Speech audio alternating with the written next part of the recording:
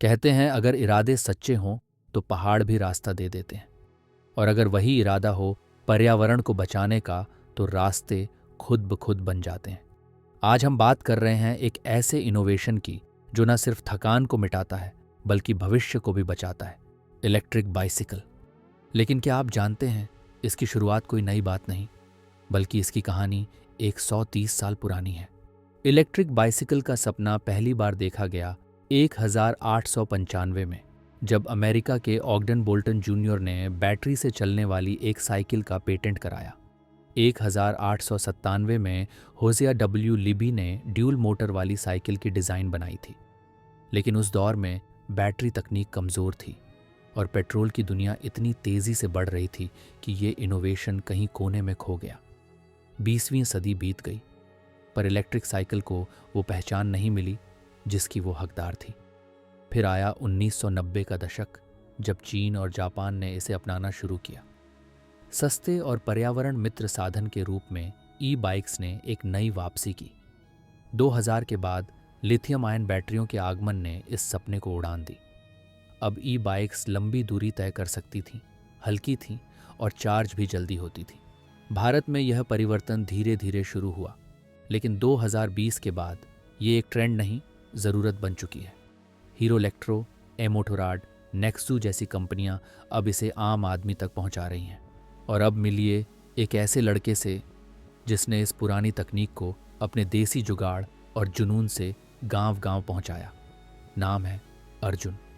एक छोटा सा गांव, रोज़ 15 किलोमीटर दूर कॉलेज और थकान भरी साइकिल की यात्रा। एक दिन अर्जुन ने थक हार कर माँ से कहा, माँ, रोज़ इतना पैडल मारकर थक जाता हूँ, कोई ऐसा तरीका होता कि बिना थके कॉलेज पहुंच जाता। माँ ने मुस्कुराकर कहा, बेटा सोच तो बड़ी है, अब करके दिखा। बस वहीं से शुरू हुई इलेक्ट्रिक बाइसिकल की देसी क्रांति। अर्जुन ने इंटरनेट से वीडियो देखे, पुराने कबाड़ से मोटर और बैटरी निकाली और बना दी अपनी पहली ई बाइक। पहली बार गांव के लोग हैरान रह गए।